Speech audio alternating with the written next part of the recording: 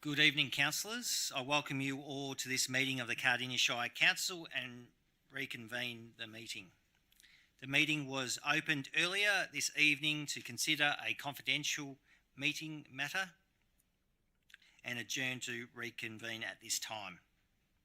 Due to this current COVID-19 restrictions, we are unable to have a public gallery present, but the meeting is being webcast live over the internet so that members of the public are still able to watch these proceedings. So welcome to all those tuning in. Can I ask Councillor Ross to say the prayer, please? Thank you. Thank you, Mr. Mayor. Almighty God, we humbly request that you bestow your blessings upon this council, direct and prosper our deliberations to the advancement of your glory and to the betterment of the peoples of Cardinia Shire. Amen. Thank you, Councillor Ross. The Cardinia Shire Council respectfully acknowledges that we are on the traditional land of the Bunurong and Wurundjeri people and pay our respects to their elders past, present and emerging. Apologies, I note that we have no apologies for tonight's meeting. Minutes of previous meetings. Can I have a motion, please, to adopt the minutes of the previous meetings as listed in the agenda? Moved Councillor Davies, thank you. Seconded by Councillor Moore. All those in favour, please indicate. That's carried. Thank you. Declarations of interest, councillors. Councillors, are there any declarations? Thank you, Councillor Ross. I do, Mr. Mayor. I have for the item 6.2.4, report of audit expenses matter. Thank you. Thank you, Councillor Ross. We note that declaration and we'll come to that at that point. Just before we go on to the normal agenda, I just would like to talk about a presentation to former councillors. Before proceeding to tonight's agenda, I have presentations to make to acknowledge the service of previous councillors, and obviously due to COVID-19 we're unable to invite the past councillors to attend the meeting, but I would like to read some letters that I will hopefully hand deliver to the outgoing councillors, hopefully before Christmas. But with your allowance, councillors, I would like to read out some of these letters that will be sent under seal. In relation to Jodie Marie Owen, on the occasion of your retirement, Cardinia Shire Council acknowledges your invaluable service and permanently records its appreciation for your contribution over the past 8 years. Your election to the highest position in council, that of Mayor in 2015-16, indicates the esteem in which you were held by your colleagues. One of the lasting legacies of your term of office will be the increased focus on the prevention and removal of graffiti across the Shire. Through your stewardship, the Graffiti Reference Group was established.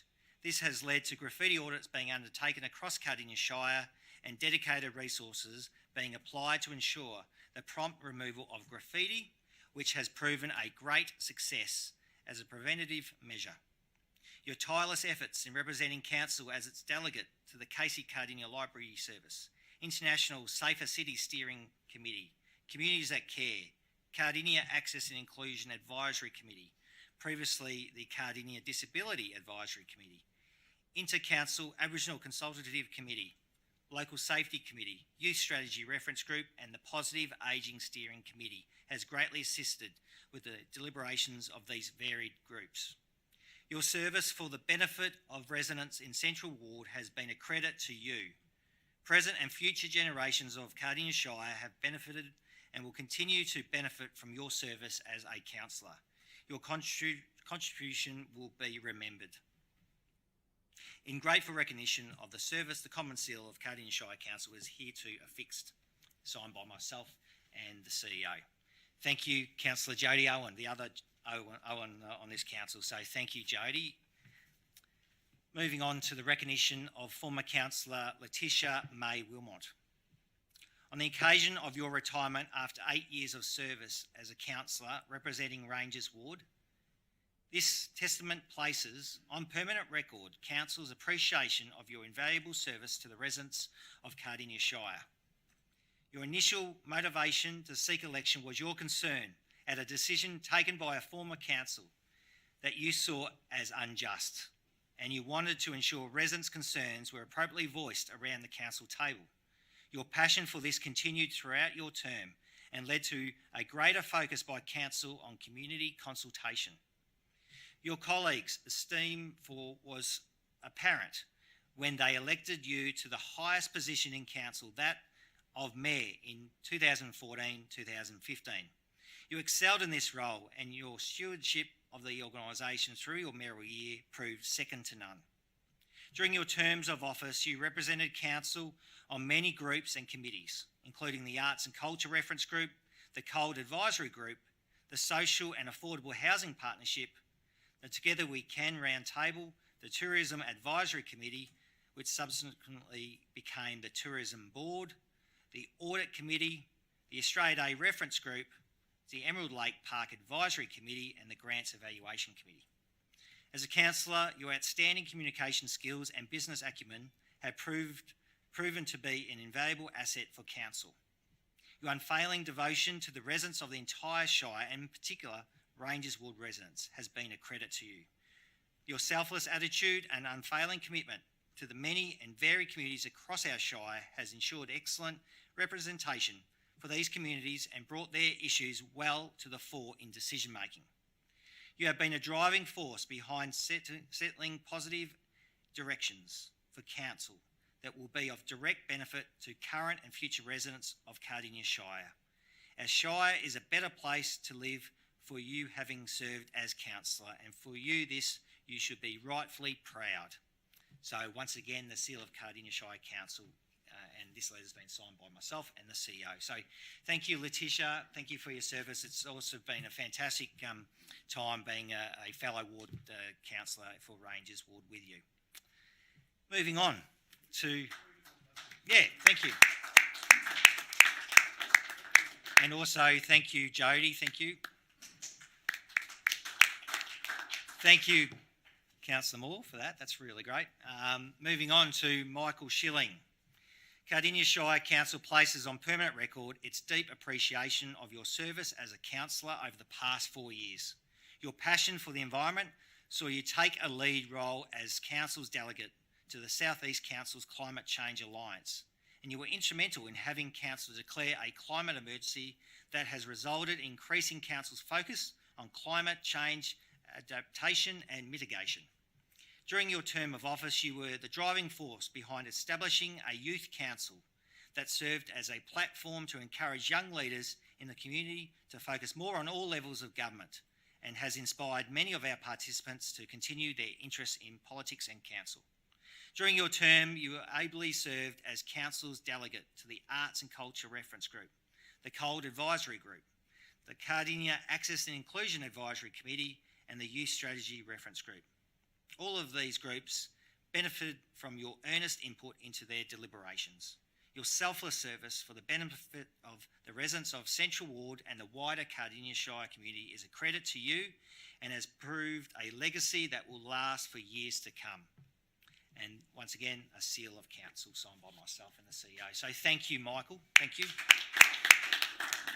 I wish the previous three councillors all the best for the future. So thank you so much. Moving on to the rest of the agenda. Ordinary business. The council conducts its meeting according to a consent agenda. Councillors have advised of the matters for consideration this evening that they wish to discuss or debate. The remaining items will be adopted without discussion. The items withdrawn for tonight's proceedings are as follows. Item 6.1.2, use and development of land in James Street, Pakenham for a place of assembly, youth centre, and works associated with a car park. So this item has been withdrawn by Councillor Ryan. Thank you, Councillor Ryan. Thank you, through you, Mayor. I'd like to move the planning permit for item T200520 for the use and development of the land, a place of assembly, the youth centre, and works associated with a car park at 37, 39 and 43 James Street, Pakenham, Victoria, subject to the conditions attached to the report. Thank you. Thank you, Councillor Ryan. Can I have a seconder? Thank you, Councillor Ross. Back to you, Councillor Ryan, to speak to the motion. Thank you. I didn't expect that quick response there, Councillor Ross. Thank you. Just bear with me for a moment. It is proposed that the use and development, the subject land for a youth centre, place of assembly, creation of a carriageway, easement and buildings with works associated with a car park and upgrade. A 3-storey multi-building is proposed on the subject site, known as 43 James Street, Pakenham, to accommodate a youth centre. The use is categorised as a place of assembly. The youth centre will be formally known as My Place, which is a Cardinia Shire Council-run youth facility that was opened in 2012 in Pakenham. The proposed use provides a multi-built building for the multi-agency disciplinary services that cater to the needs of young people in the area. My Place will be relocated to the new building once completed. The building will be built for purpose to accommodate their operation needs. The use has been a place of assembly as it reflects the vanity of activities that will occur in the building, both formal and informal. It is proposed that the maximum number of the patrons will be on site at any time will be 80 plus staff. The building hosts a variety of different rooms for that service, a range of services of small and large gathering spaces, informal and formal areas, a GP room, a laundry, IT room, consultation rooms, classrooms and recreation space. The building will present directly to the James Street frontage to provide a highly pedestrian accessible building. The ground floor will be present as a formal reception area and a waiting room, plus consultation suites.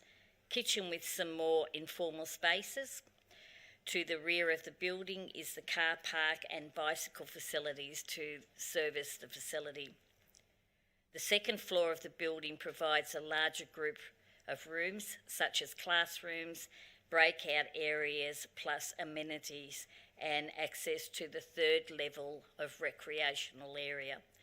The built from form is a modern style with well articulated facets on each level.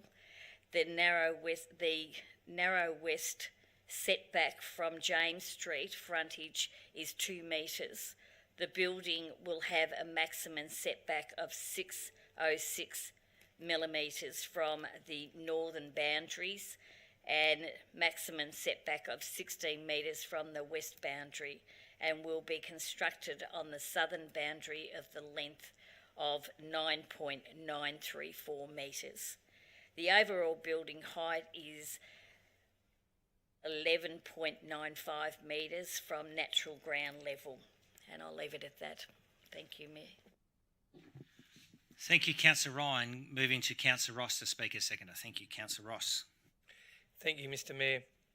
I'll be supporting this motion to go ahead and support the application for this amazing state-of-the-art youth facility.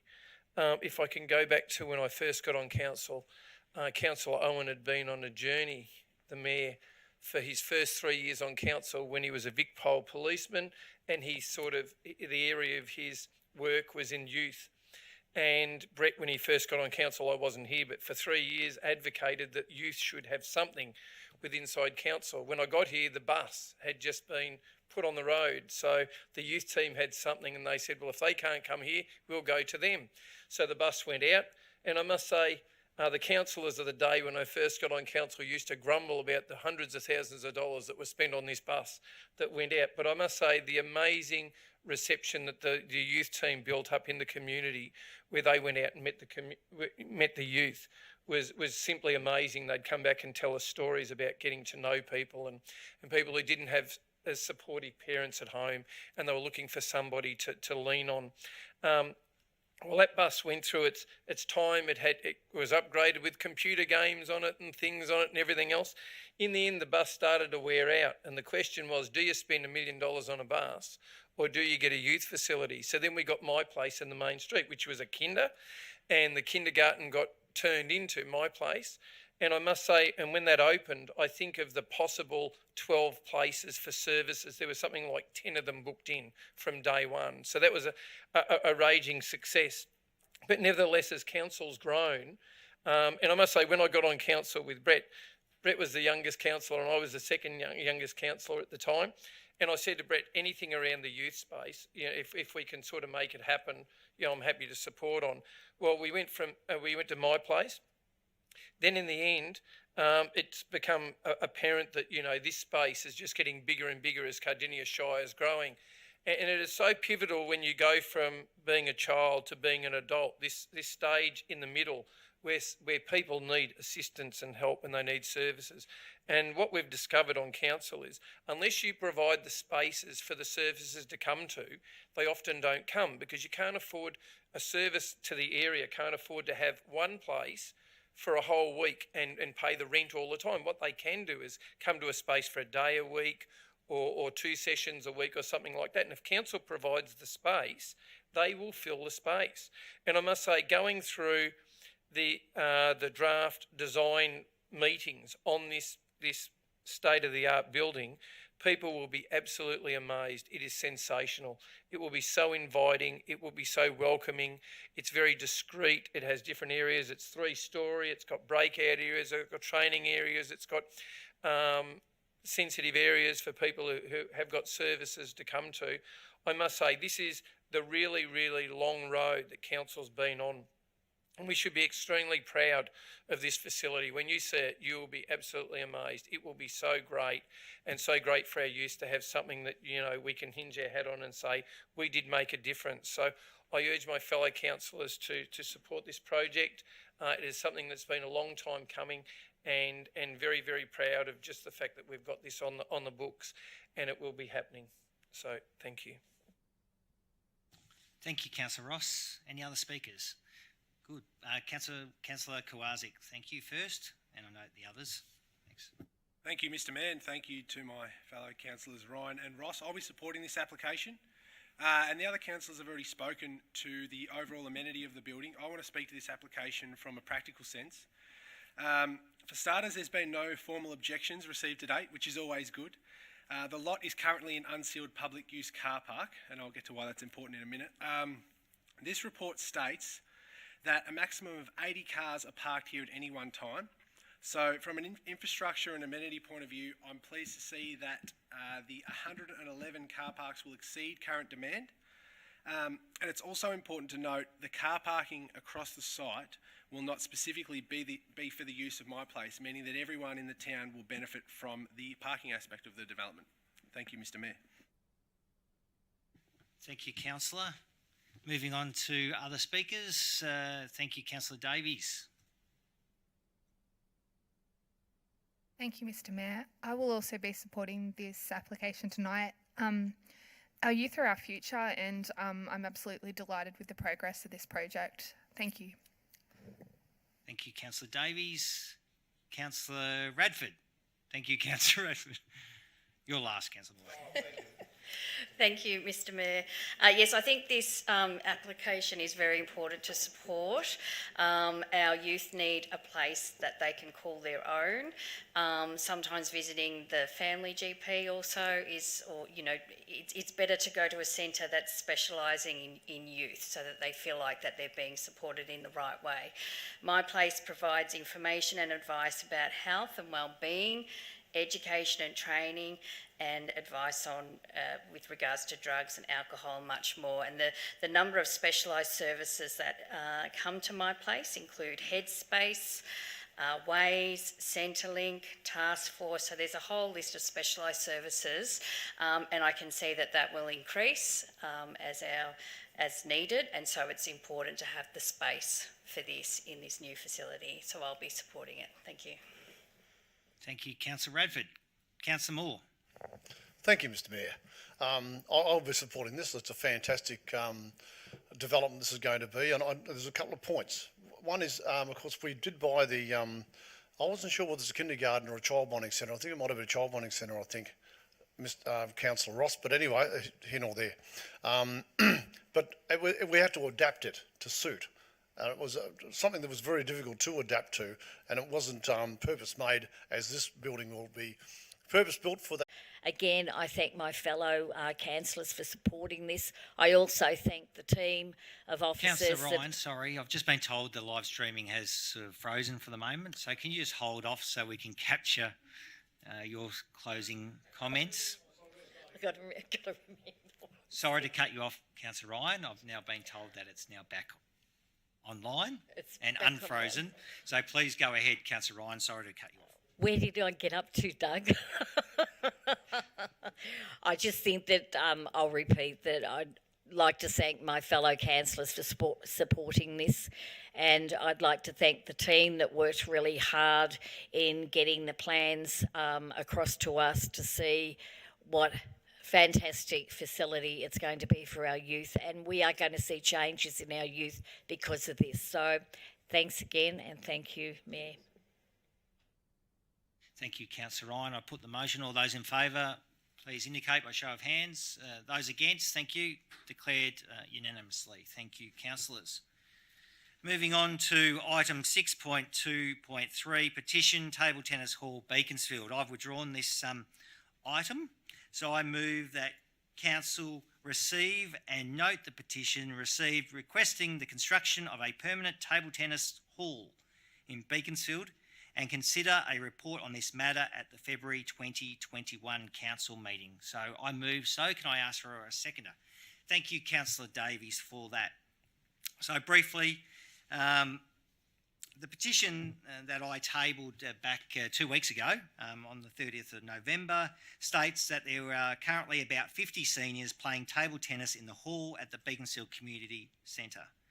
The tables have to be wheeled in and out before and after play. The seniors have difficulty doing this as the tables are heavy and cumbersome. Table tennis is played on Monday, Wednesdays, Thursdays and Friday at the centres. The lighting in the hall is also too dark for table tennis according to the International Table Tennis Guidelines. So I tabled this last council meeting. It was 2 weeks ago, so I'm asking councillors that this matter be presented to the February council meeting for a fuller report to be presented to council. Obviously, 2 week time frame is not achievable to produce a report. So I look forward to this coming to the February council meeting. I've personally joined the groups down there at Beaconsfield, and it is a fantastic recreation. And the petitioner says it's for our seniors population, particularly down in Beaconsfield, and I've had a hit, and they beat me lots of times. But yes, I look forward to this report coming. I think it's a really good conversation to have. So I'll move to Councillor Davies to any further to speak. Thank you, Mr Mayor. I will briefly just speak to say how pleased I am to hear about so many active seniors in our community. It is so important to stay well and to keep moving. And look, whilst it's a very specific request, I am very keen to that we do seek the advice from council officers, and just want to voice my thanks at them for writing in and letting me know about this, us know about this as a council, because it probably wasn't on my personal radar. So thank you. Thank you, Councillor Davies. Well spoken. Any other speakers? Thank you, Councillor Ryan.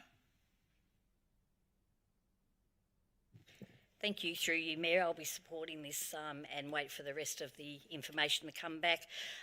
It's always been a game for seniors, mainly out in the country area. And when I was living out in the country, it was a pretty fierce game out there.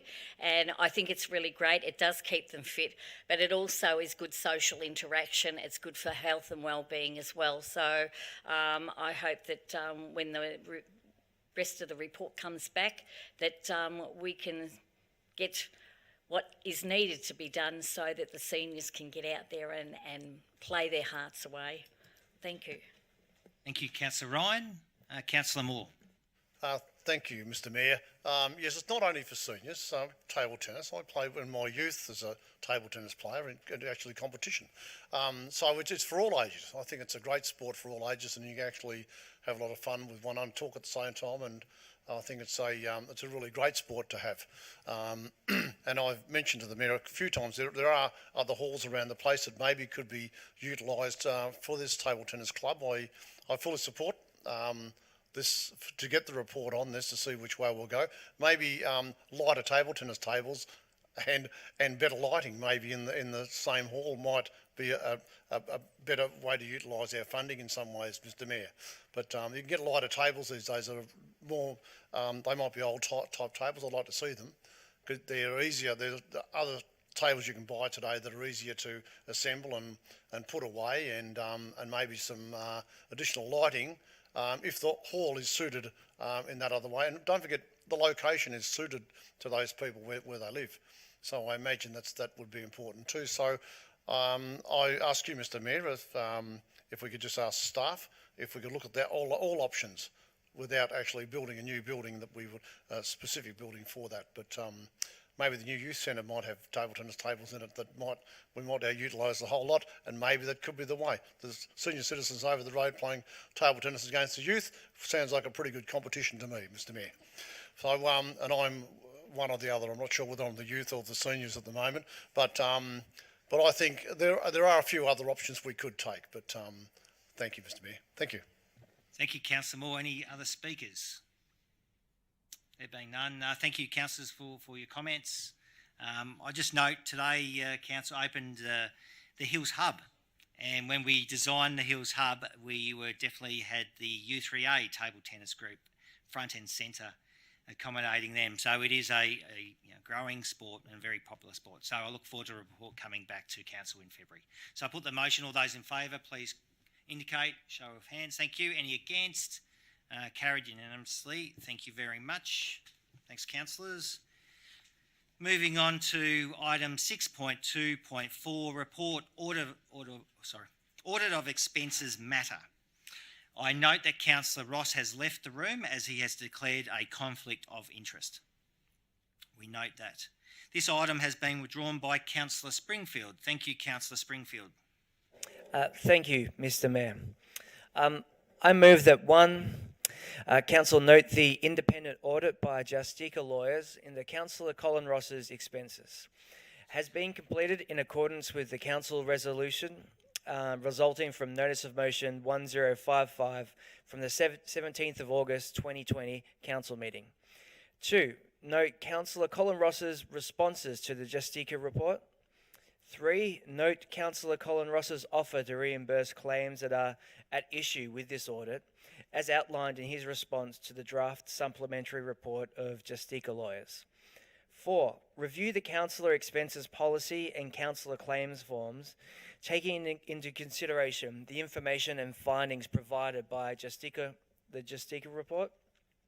5. Refer this matter to the Local Government Inspectorate for investigation in an independent setting to enable the most open and transparent governance process to be followed, noting that there are a number of matters that are not resolved or easily explained through the audit conducted by Justica Lawyers.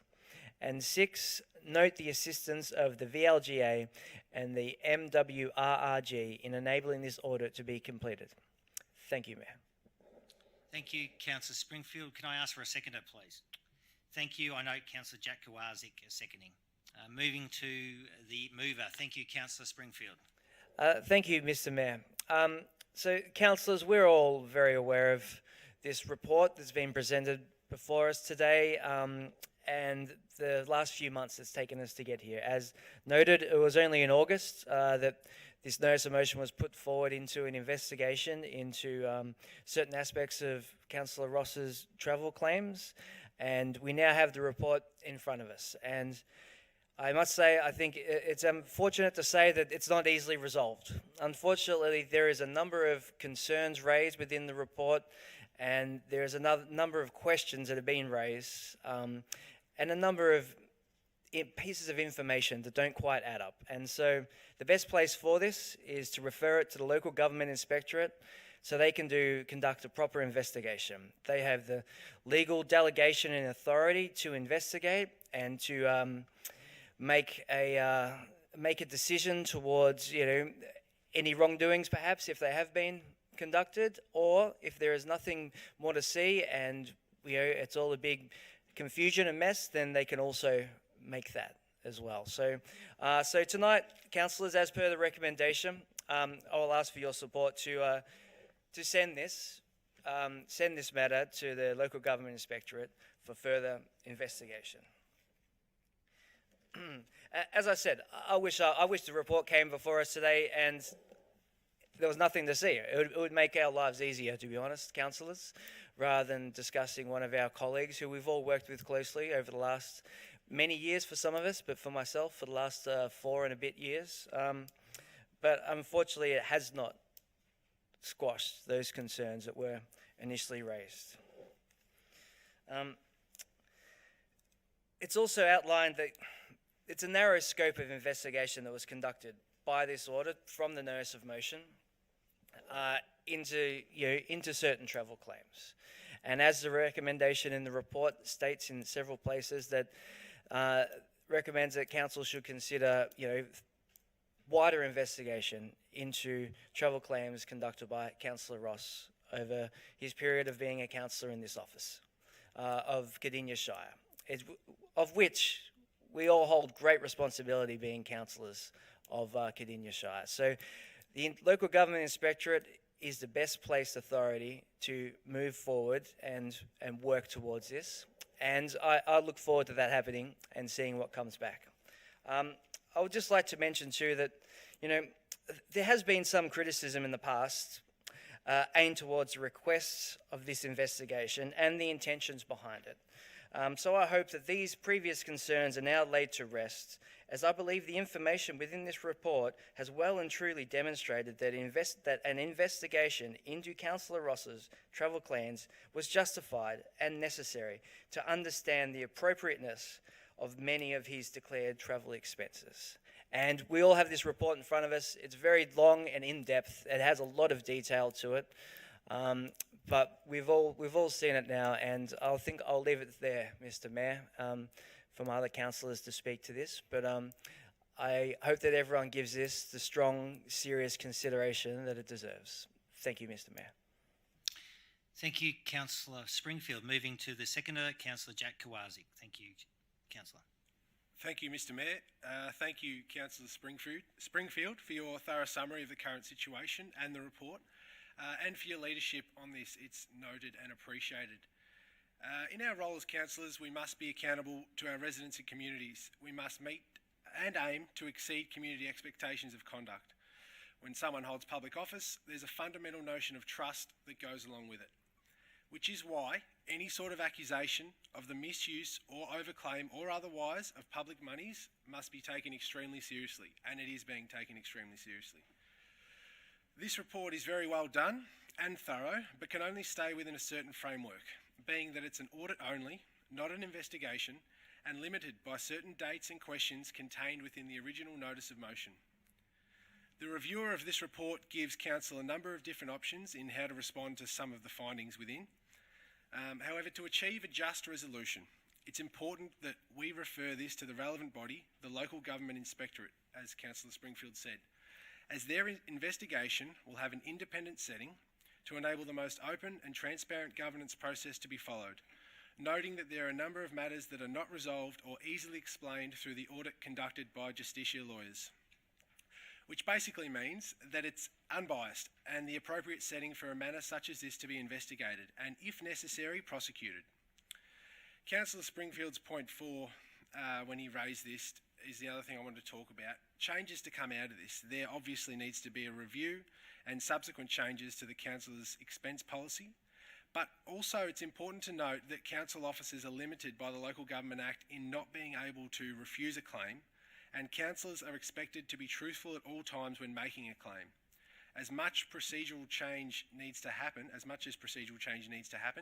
individual responsibility will always be paramount. And I just want to finish off with this. Having said all of that, it's very important we don't prejudge Councillor Ross or the claims made before this matter is finalised. This is very important. I understand people will draw their own conclusions, and that is what it is. But being innocent until proven guilty is the basis for our justice system and a right that we must afford as a community to Councillor Ross until we definitively know otherwise. Thank you, Mr. Mayor. Thank you, Councillor Kowazik. Any other councillors wishing to speak? Thank you, Councillor Davies. Thank you, Mr. Mayor. I would like to thank the council officers and justiciar lawyers for their professional investigation. And I want to publicly speak to council in front of our community that I will govern and conduct myself with transparency and accountability. I haven't known Councillor Ross long, but I do know he has a resounding reputation as a committed councillor. So this report, this preliminary report, is unfortunate to read, but further investigations are needed. So I do agree that a referral to the Local Government Inspectorate is the best course of action, and I do support Councillor Springfield's motion. Thank you. Thank you, Councillor Davies. Any other councillor wishing to speak? Thank you, Councillor Ryan. Thank you,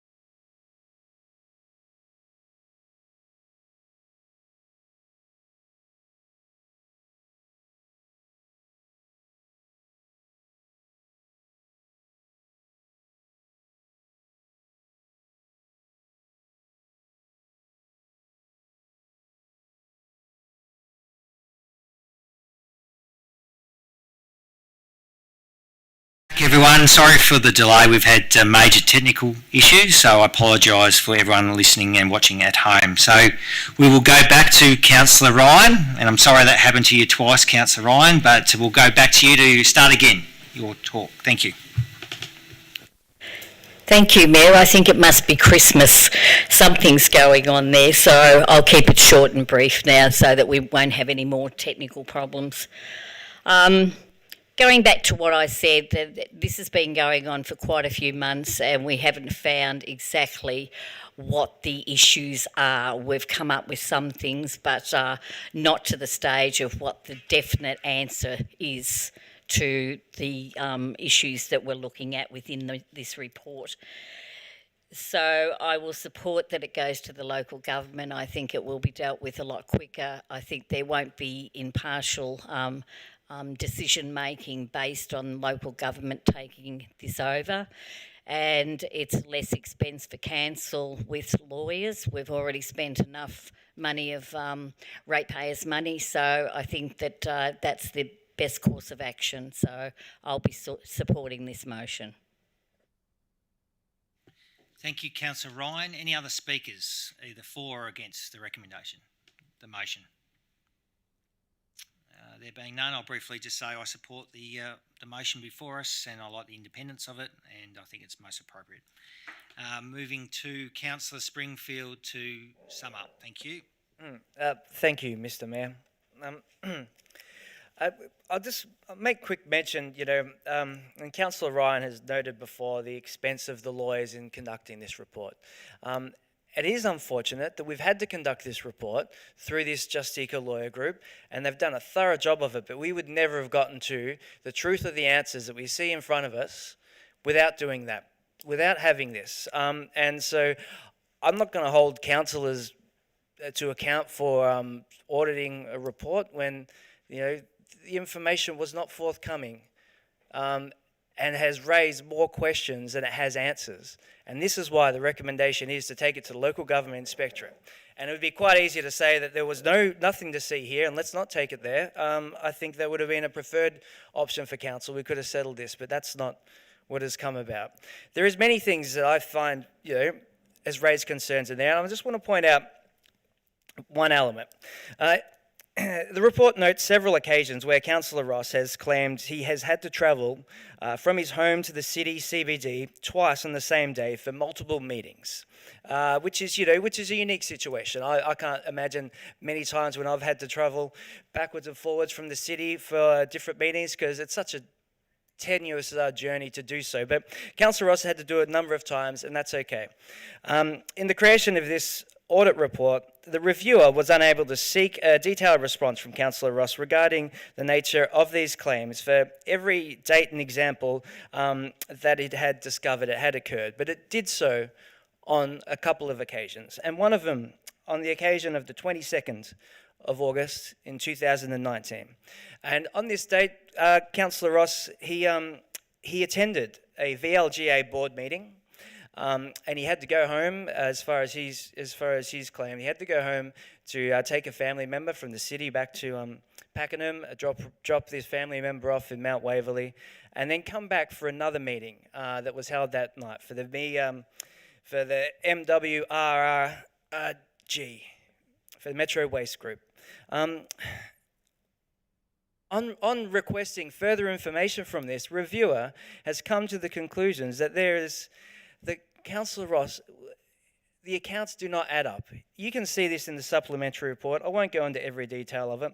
It's you find it on page 12 of the supplementary report, describing this situation. But it turns out the VLGA event happened from 4 p.m. till 6 p.m. The CEO of the VLGA, Miss Arnett, advises that Councillor Ross attended that board meeting until 6:07 when the board meeting closed. So I just find it difficult to see how it could be possible from that time of 6:07 to travel to Pakenham, then to Mount Waverley again, and back to a meeting that then conducted. The meeting started at 6 to 8 p.m. Again, this is best left in. Furthermore, this report, even though it did cost some money to do, this will be part of the evidence base, I'm sure, that the local government inspectorate will use towards understanding their findings that they make in the end of all this. But it does have concerns, and I think the community needs to be reassured that we will address any concerns raised by any other councillors in this chamber, and I hold myself to account for all that and will allow anyone to question myself if there's anything they think is untowards in the future, and I would expect the same from every one of my colleagues. Thank you, Mr. Mayor. I'll leave it there. Thank you, Councillor Springfield. I put the item 6.2.4 report audit of expenses matter up for a vote. All those in favour, please indicate by a show of hands. Thank you. Any against? I note that's unanimous. So thank you, councillors. I now ask Councillor Ross to return. Thank you, Mr. Evans. Thank you.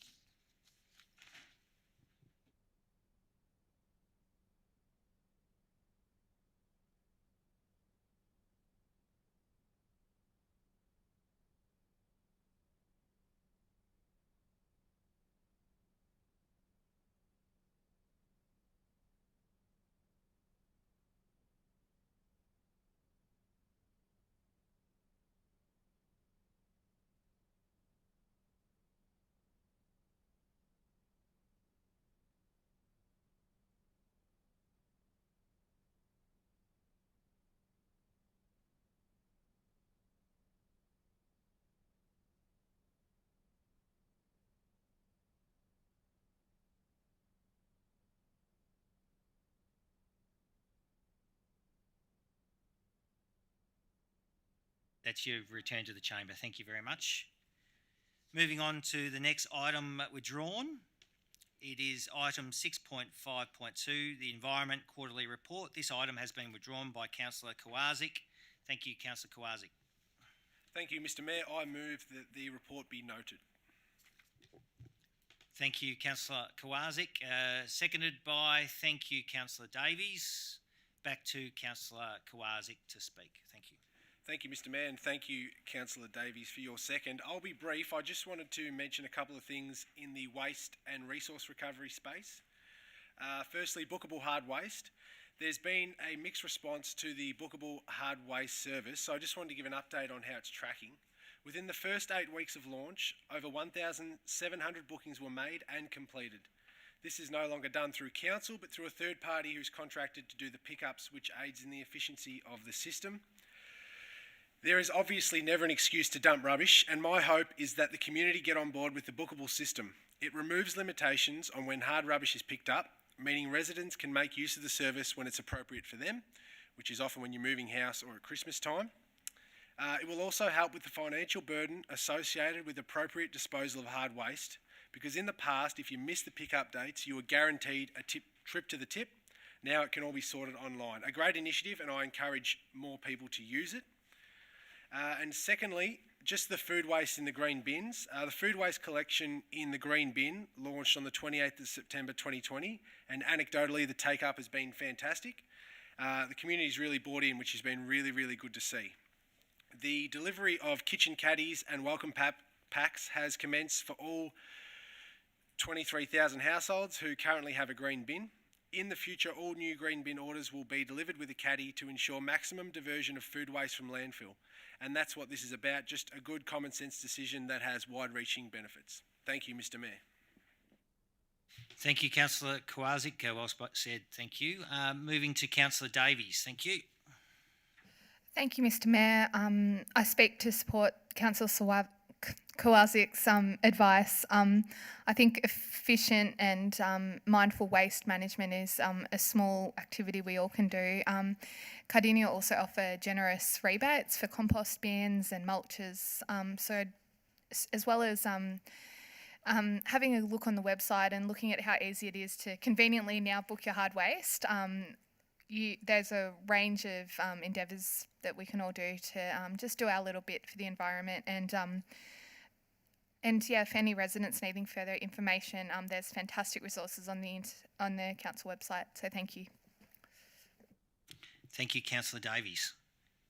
Moving to Councillor Moore. Thank you, Councillor Moore. Thank you, Mr Mayor. On the same theme as my fellow councillors alongside me here about the bookable hard waste, it is an issue out there. I mean, I hear a lot of negatives from residents about, because what happens, a typical example of that would be a resident will book a hard waste pickup, put it in the street. The next door neighbour says, oh good, it's hard waste time. So they put theirs out as well, and the one neighbour gets theirs picked up with the booked one. The other one sits there for 6 months because they haven't booked it. They don't understand how the system works. And so what happens with this system, I'm not a really big fan in a lot of ways, where all year round we've got rubbish in our streets. Not a lot of it, but in spasmodic in different places. The old system, which was twice a year, we put up with the waste in the roads for twice a year, and we put up with it, and wasn't that, it was bad, okay, but everybody knew. So we have to educate. It's all to do with awareness, I think, the education side of it, to get people used to this new system. Of course, they use it in our neighbouring council in Casey. They've used it for many, many years and found it quite efficient and cost effective, which is great. But what it does, I think we need to maybe get out a bit more advertisement into this, other than just on the website. Website's okay, but I think for people that don't read websites, and there's a lot of them, don't understand how the system works, and I think we need to re-educate our council, our residents as fast as possible, because it does get out of hand. You imagine what it's like on the streets. So if they don't book it, well, what is it going to do? It's going to sit there forever until they book it. Then it's just like illegal rubbish, which we all hate. So I just want to make a point. I want to thank my councillors here for moving the motion and seconding it as well, because it's an important thing for our residents to understand how it works. Thank you, Mr. Mayor. Thank you. Thank you, Councillor Moore. Thank you, Councillor Brown. Thank you, Councillor Brown first. Thank you. Thank you, Mr. Mayor, and thanks to my fellow councillors for commenting on this report. But I think the report shows that we're not just about roads, rubbish and rates. This is about the biodiversity, climate change, water and resource recovery. There's a broad range of projects, services and actions delivering environmental benefits throughout our organisation.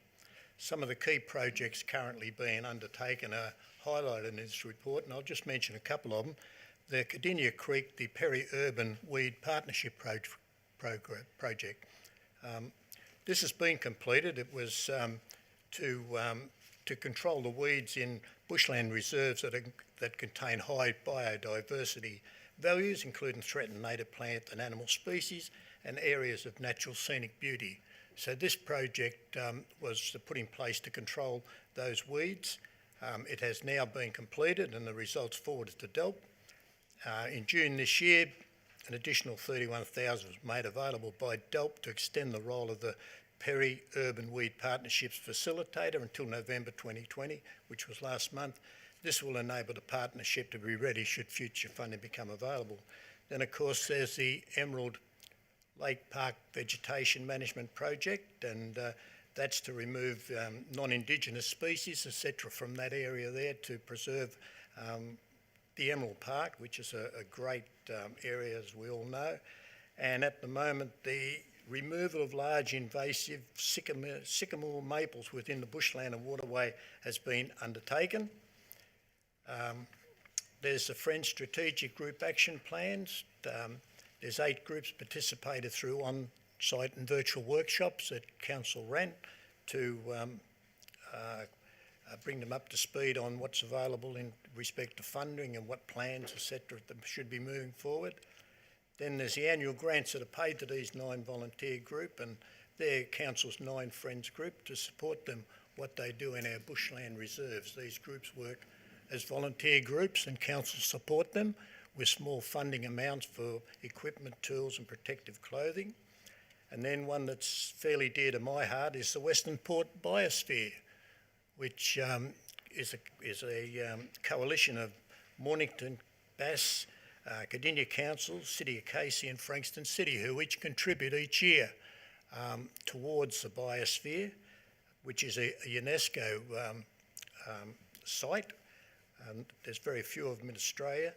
And what the Biosphere seeks to protect, or the areas that it involves, is the whole of the Mornington Shire, parts of the city of Frankston and the coastal areas of Casey, Cardinia and the Bass Coast. And it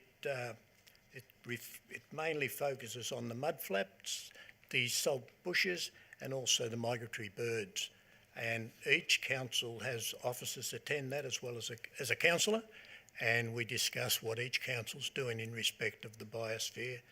And of course, climate change, we have the EUF program, which offers long-term low-interest loans to owners of commercial and non-residential buildings so they can upgrade the building to improve its efficiency. Then we have water. The Emerald Library has reused a 10,000 litre rainwater tank, which had previously been in storage, which is going to save them by harvesting the rainwater for their disabled toilets, male and female toilets. And the Deep Creek, we all know about Deep Creek Reserve Wetland, the Wonders Project.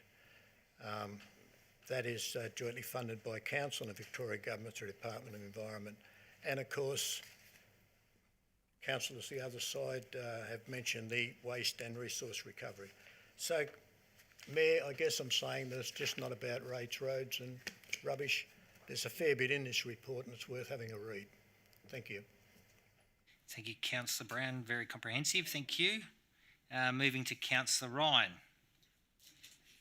If you've got anything left to say after it's been covered by everyone, I think.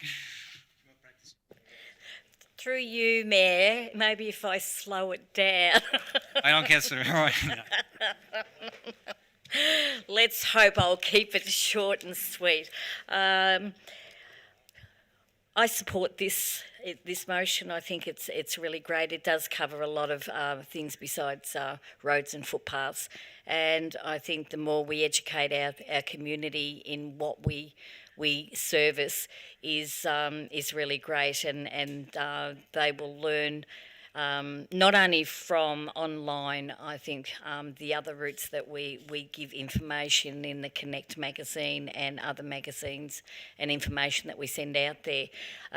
Councillor Brown covered most of the things, which was really great. The only one, as following through with Councillor Moore, is that the hard waste bookable system. I'm not the greatest in favour of it, because I've seen, as you say, that when we were having it twice a year, it was only for a couple of weeks and then it was all cleared up. And now the neighbours might think that it's the same thing and don't know how the system works. We've got rubbish continually in our streets every day of the week, which is not really a great look. So I'm really concerned about that and how we get it out to the community, because it's going to be a big job for our officers to get it out there and councillors to get that information there as well. So hopefully we can get past this, because I think if we don't, we're going to have rubbish continually, where people are going to go through the rubbish, where people put it out nice and neatly, and then someone comes along and they might see something, so they pull it all apart and then everything goes everywhere. So that's the only concern I have with this report, is that how can we improve on this? How can we improve it to the community of how to book online, and hopefully they can book it not online, and that's one of the concerns too. Is there a system that some of our residents who don't use computer systems, how do they do the booking? Do they make a phone call? And that's where they need to be educated and how they can do that. Thank you, Mayor. Thank you, Councillor Ryan. That worked that time, thank you.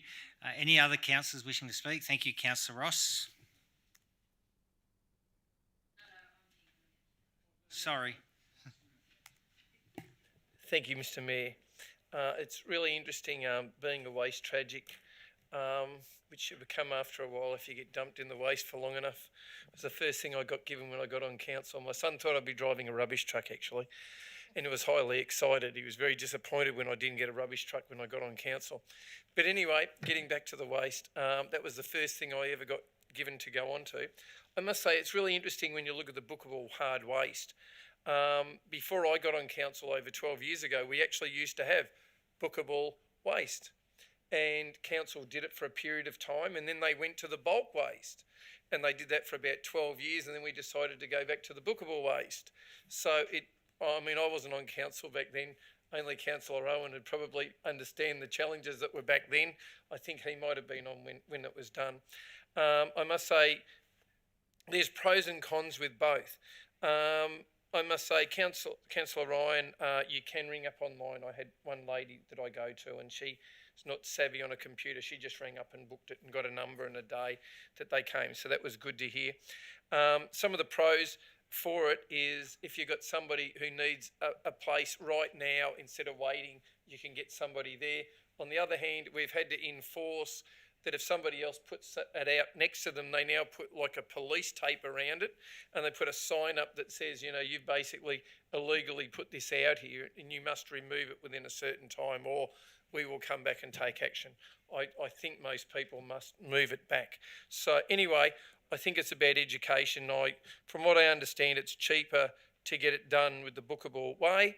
So, but then on the other hand, if you've got to put more people out there. So look, it's going to be a really interesting space. I don't know how people today, they might work with things a whole lot better than they did 15 years ago. I don't know. I sort of got used to the other way, but I'm sold on whichever way works for the community. And we'll wait and see over time. Now that we've gone this way, we have a contract, so we'll fulfil the contract and we'll see what the reports come back and share with us at the end of it. But I do know that for some people it works a whole lot better. One of the problems you had was if you can't get people to come and pick up your waste and you're moving out of a unit or a house or something at the time, and you've got no way of getting rid of the stuff, often people just leave and they dump it out the front. We don't get this quite as often as some of the MUDs, the multi-unit developments in Melbourne, where you finish up getting, but I do know in some of the ones that I go to, and I go to some blocks of 10 flats or whatever, if one person puts it out, they all think it's on. That's it. It must be coming. Then you finish up with this massive pile out the front. So anyway, I'm sure council, we're working on it and we're getting better at it. So we'll watch that space and see.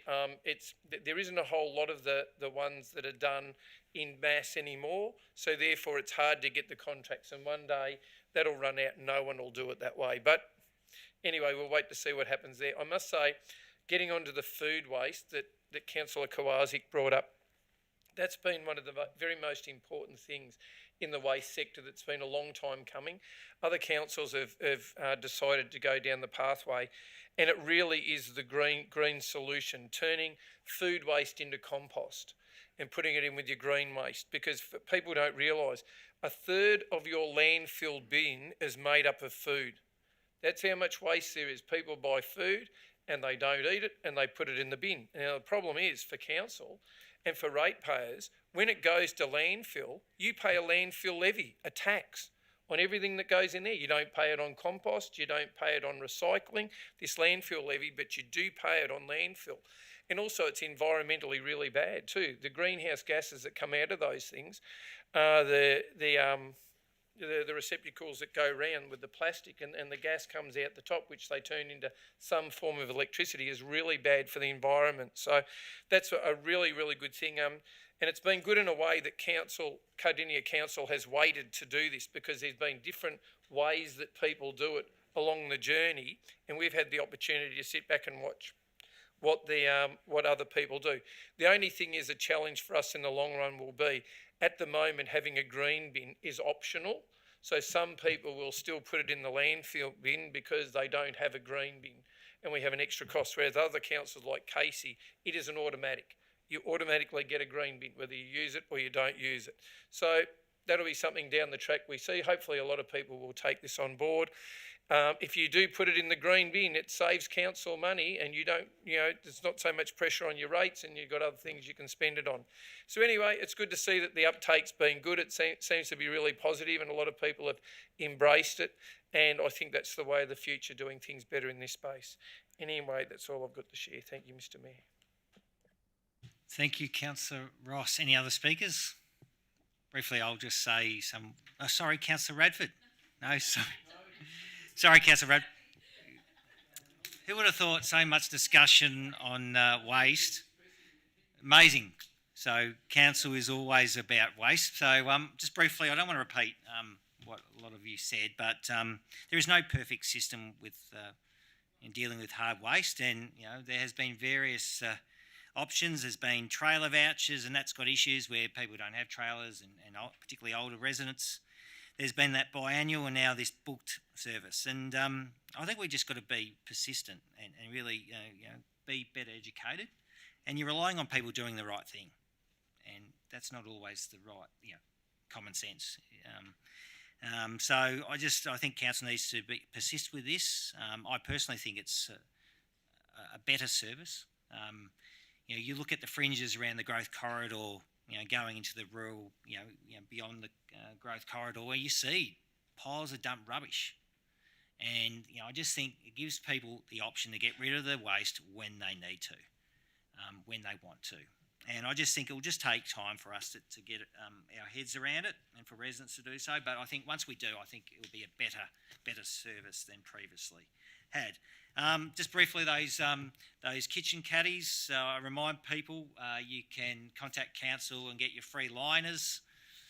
We did. It's fantastic to get your little green liner, and it's it's made out of corn, I think, and that totally breaks down as well. But they have been very popular. Everyone wants a caddy if you've got a green bin, so that's good. And just finally, I wanted to talk about the Friends Group strategic action plans that Councillor Brown talked about.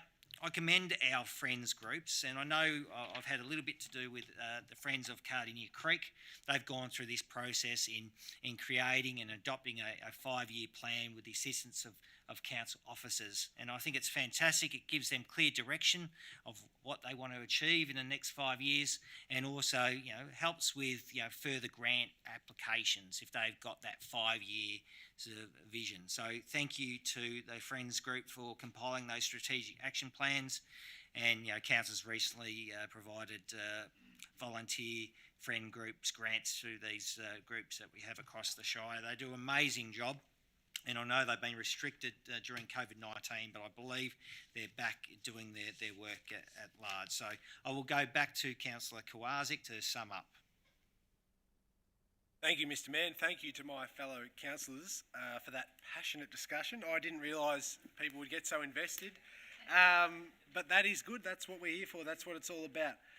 I just want to follow up my original point, which was supported by the Mayor, which is good. We need people to get on board with the bookable hard rubbish. We, as Mr. Mayor Brett Owens said, it's not perfect, and we understand that, but the biannual system has its limitations, and the problems with that, which I went over earlier, they're well known. Obviously, education and awareness is sort of one of the reasons why I'm speaking to this. I think the more we talk about it, the more we get it out there. And yes, council could probably do a better job with informing people, but it's very, very, very important that we get on board with this system. Councillor Moore, I think time will help with some of your concerns. I think time and just getting used to it and persistence. Education and awareness, that's good. And basically, something that's just sort of personal to my ward is Kennedy Creek and Deep Creek have a lot of problems. So does the rest of the Shire, but just particularly these two have a lot of problems with massive lots of dumped rubbish. There's obviously your normal windblown refuse that happens in your creeks, but particularly in Pakenham Hills, these two creeks, what you'll find is there'll be a trailer load of stuff dumped. And one thing I really think that the bookable service will help at these crucial times when you're either moving house. I note that Pakenham Hills has the highest rate of renters in Cardinia Shire, the highest rate. So that's really important for us. And Christmas time, and there's just certain times a year where you're in a bind, you can book a hard rubbish, and I think that's really important. So anyway, it's probably gone on for a bit longer than what I wanted to, but I hope people get on board with it. We understand it's not perfect, but please, get on board. Thank you. Thank you, Councillor Kowarczyk. Put the motion forward. Those in favour, please indicate by a show of hands. Thank you. Against? Carried unanimously. That concludes, councillors, the items withdrawn for discussion. May I have a motion, please, to adopt the officer's recommendation for the other items on the agenda? Thank you, Councillor Ryan. Thank you, Councillor Springfield. All those in favour, please indicate. Thank you. Against? Carried unanimously. Reports or minutes of committees. We have received some reports from various committees. However, many of these committees have been unable to meet during the current restrictions. The report we have received are available if any councillors wish to view them. Councillors, are there any reports on matters that you wish to present and talk about? This is the opportunity to talk about some of your activities or any reports. Thank you, Councillor Ryan. I thought I'd get in before everybody else. Yes, just a couple of things. Councillor Moore and myself went to the White Ribbon Visual Gallery online awards yesterday at the Culture Centre, and it was a lovely afternoon where we had a nice celebration and awards were given out, and it gave people the opportunity to sit down and have some beautiful fresh fruit and cheese and biggie platters and have a conversation about that. It's one of those things that it's something new, and the option of keeping that going, for especially people that have disabilities that can't get out, that rely on their computers. The online gallery would be an absolutely fantastic environment to keep continually happening each year. So they are going to have that discussion. So, and Councillor Moore and myself, I think we'll be on board about that. I think that's a really great thing. And I've got a couple of things coming up as usual, Christmas celebrations with a few groups now that we can have a couple of people gathering together. So I've got the Women's Cafe during the week, and we're having a picnic in the park. So that will be lovely. Hopefully there won't be any ants hanging around or anything that you don't like when you're enjoying yourself outside. And I know I've gone on about it. People that live in Pakenham, we decorated the street on Saturday, and so go down and have a look. We did have a lot of residents say that wasn't Christmassy, so I think they'll change their mind now because there's a lot more glitter and bling that's going on within the main street. There's also a visual Christmas window that is connected to the White Ribbon visual gallery as well, and it's near Target. So it was an empty shop, so we've called it a pop-up shop. And it's all about different features. One is about being on the beach, another one's with Christmas with the fireplace. We've got Rotary involved, we've got the Scouts, we've got the CWA and many other organisations, and I hope they won't be offended that I haven't mentioned them all. And but please go there. It's a great environment for the family. It was a decision that was made because of limitations with celebrations with Christmas and groups. It was a safe way of doing a celebration, and especially families that maybe one of their loved ones has lost their job and can't afford too much, but they can take them down there and show them such a wonderful environment. So we all thought we might stand in the window one night and just pretend we're a model and then all of a sudden come to life. So look out for that one, it may happen. That's all I've got to report. Thank you, Mayor. Thank you, Councillor Ryan. I look forward to that happening. Any other speakers? Thank you, Councillor Brown. Thank you, Mayor. Talking of Christmas decorations, I'd just like to announce that the Tinsel Terror Elf Saturday night decorated the main street of Cooey-Rup with tinsel through all the trees and through the fences, and they do it every year, and nobody quite knows who it is, but they've got a band of helpers that come out in the early hours of the morning, and then when people get up and walk down the streets, all of a sudden there's all these decorations. I'd just like to share something with councillors regarding the Audit Committee. I've been a member of the Audit Committee for 12 months, just over 12 months or more, and it's heartening when you are a member of this committee, and I did mention at the last meeting how proud I was to be a councillor here, to hear the comments made by these auditors who are experienced gentlemen. It's probably the only time that you get a true comparison how your council is going against other councils, not in detail but in comment, like words to the effect of, look, we've received reports from other councils, but by far this is the best. And one of them was our reaction to the COVID. They said it was one of the best presented responses that they'd seen by far. And the way the officers present, it just makes you really proud to be a councillor sitting there and listening to all the good things that these people say about our council. So I just thought I'd share that with you because I think that it's well worth sharing, because, as I said before, these fellows, they're hard-nosed guys, they know what they're talking about, and they don't say stuff they don't mean. So thank you, Mayor.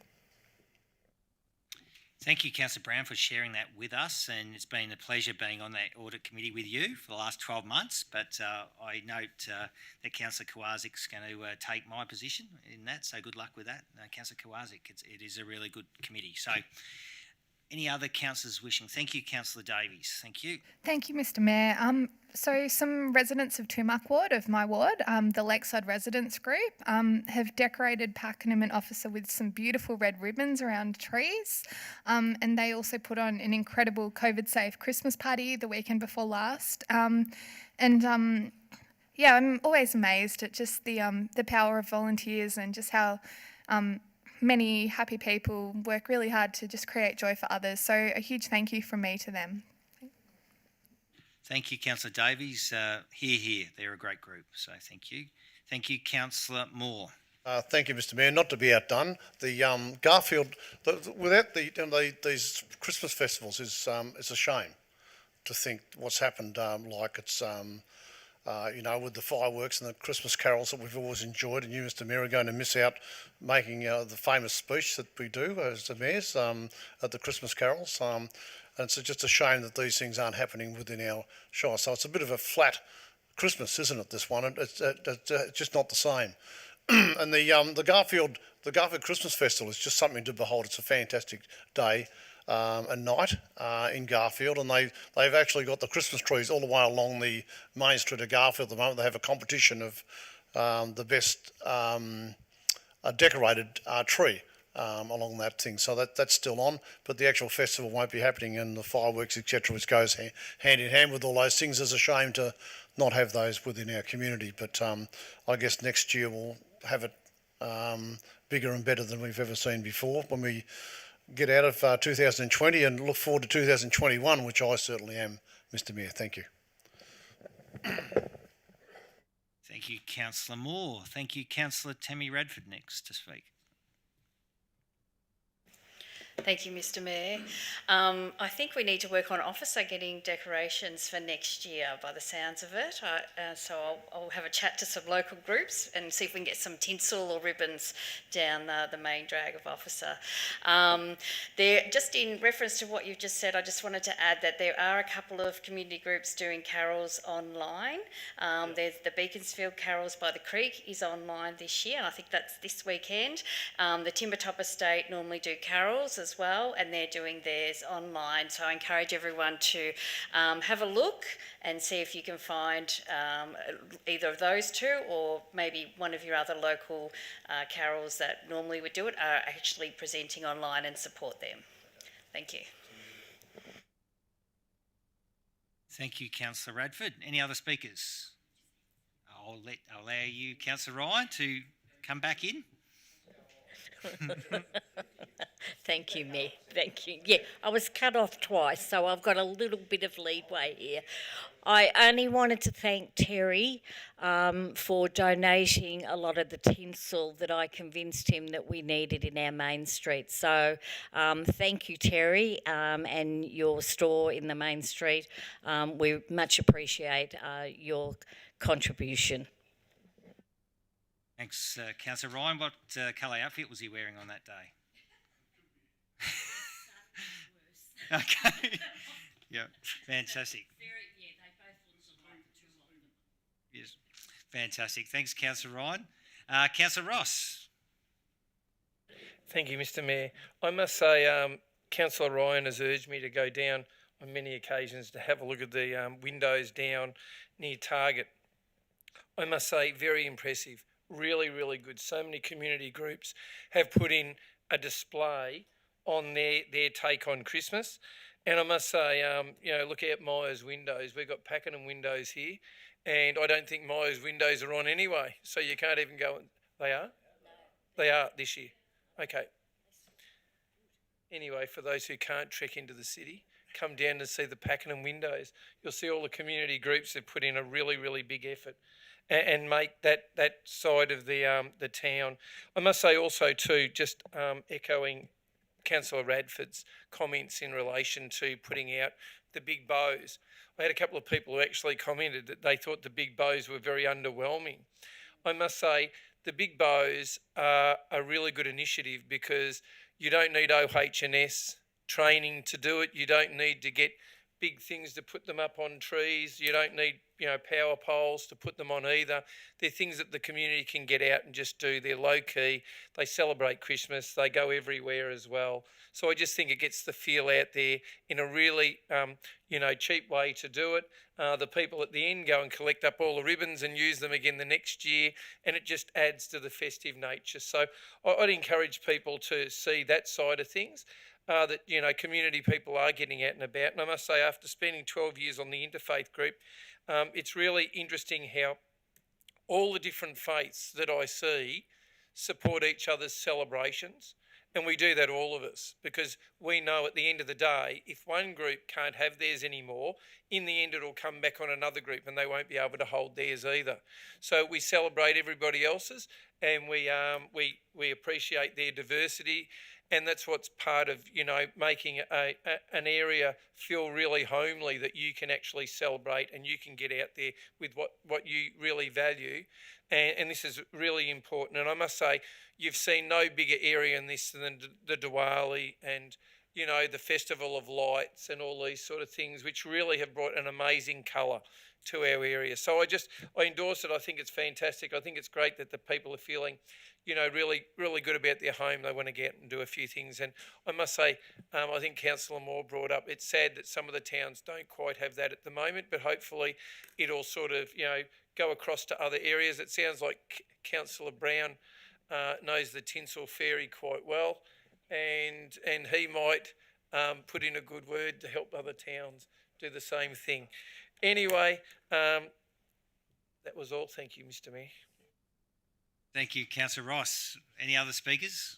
I just wanted to mention, thank you, councillors, for mentioning your Christmas activities. It's really good. And thank you, Councillor Radford, talking about the online carols. It's been great. I've been involved in the Emerald one last week and also the upcoming Beaconsfield one. So well done. I know it's been a tough year, but good on these groups and, you know, thinking outside the square and doing it online during these tough times. Today, Councillor Jeff Springfield officially opened the Hills Hub. What a journey that has been, the Hills Hub, and it's great that we were finally able to open it. There was only a small crowd, so sorry, all councillors, you couldn't be there, but there was a very small group, and it was a fantastic celebration of the journey of the Hills Hub, a fair story behind it. So it was really great to have former councillors, Councillor Wilmot and Councillor Baxter there, as well as former Rangers ward councillors, and heavily involved in the project, and also the advisory group, and it was fantastic. And we had a number of we had Mr. Jason Wood, Harriet Shing, who spoke as well, and we thanked them for their government support. But it was really great to see the Hills Hub finally open. It was great. We also talked about a new local publication. It's called A Community Spirit, the History of the Emerald Mechanics Institute, 1905 to 2018. So it was really great to have Ray Spencer there as well, talk a little bit about the history of the hall, and also present guests with this copy of this local book, which is produced by Chris Britton, Avard, and her sister Jill as well, who did some of the graphics as well. So thank you for that. It was really good. Just want to acknowledge the passing of a great stalwart of the Rock Football Club. So that was Robin McCoubrey, who died recently. It was a heavy heart that the entire Ruthdale Cardinia Cardinia Football, Netball and Cricket Club, he was a stalwart of that club. He was a distinguished player, coach, team manager, committee member and life member of the Officer and Rock Football Clubs. He played many years of cricket at Officer and was a multiple premiership player. Robin is part of a long line of family connection with the Officer Football Club. Robin's first memory of footy at Officer was as a young teenager in the early 1960s, marking the oval, being a scoreboard attendant and running the boundary. He started playing football himself in later years. He was also, on the committee of management of the club and held previous roles as treasurer, totaling 12 years, and also a league delegate and tribunal advocate. Robin, along with his good mate Frank Wyatt, have an honour of being president and treasurer, as I said before, in Rock's senior premierships in 95, 96, 2002. And up until the most recent Officer match, Robin could be seen selling his trusty highest and lowest tickets. Robin played many years of cricket at Officer and played in winning flags. Our deepest, sincerest condolences go to Faye, Gary and Andrew, as well as sister Judy, Flynn and the entire McCoubrey family. So thank you, councillors, for allowing me to talk about Robin. Thank you. Moving on to presentations of petitions. Councillors, are there any petitions? There being none, I will move to a question from Community Question Time, Andrew Little, and sorry, I've just got to log into my computer.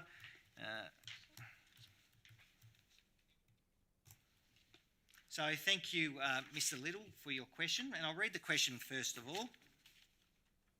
In the town planning meeting of 7 of 12, 2020, on item 5.5, it could be alleged that Councillor Brown made a number of misleading oral statements in his speaking for his alternate motion and his summing up. However, neither the Mayor as Chair nor any of his fellow councillors held him to account for these statements. These statements include 1, stating the applicant has 12 months left on the authority licence when the document with council is dated 3 years from 20 of 12, 2019.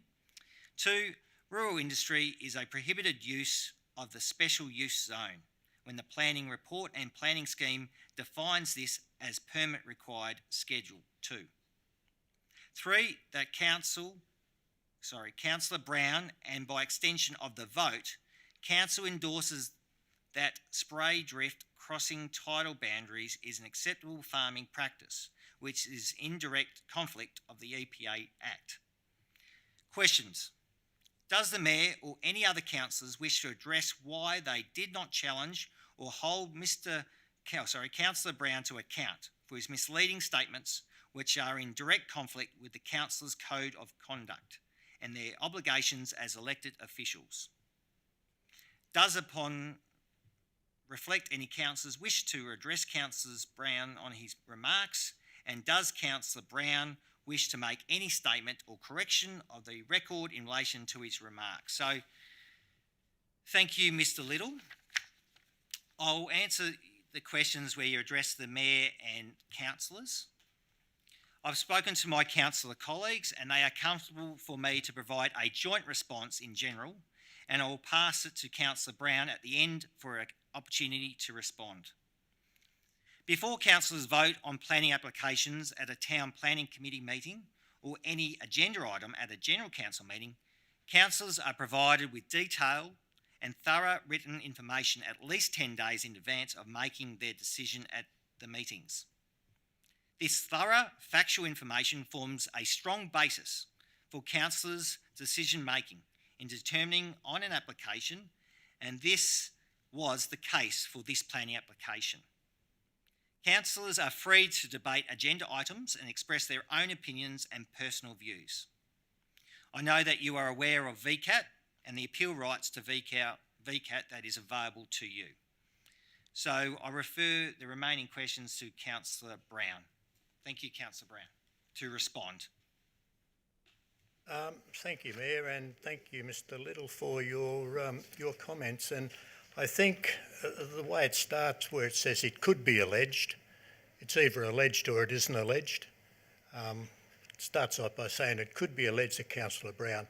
I'll address each one. Number 1 was stating the applicant had 12 months left on the authority licence when the document with council is dated 3 years from 2012-2019. As you reported, Mr. Mayor, we rely on officers' advice and documentation when we do review these applications, and the officer's report states that the authority was dated on the 29th of February 29/2/2019, which left just over 12 months, 14 months left on that application. Number 2, rural industry is a prohibited use of the special use zone when the planning report and planning scheme defines this as permit required Schedule 2. That clause is one of 8 grounds for refusal, and again that was provided by the planning officers. Number 3, I'd in no way endorse that spray drift crossing tidal boundary is an acceptable farming practice. Thank you, Mayor. Thank you, Councillor Brown, and to Mr. Little, a written response to your questions will be forwarded to you in the near future. Thank you all for your attendance. That concludes tonight's proceedings. Before closing, I wish all councillors, staff and members of the public the compliments of the season and trust that we will see you all back in the new year with 2020 finally behind us. I so look forward to that. I now declare the meeting closed. Thank you. Thank you. Merry Christmas.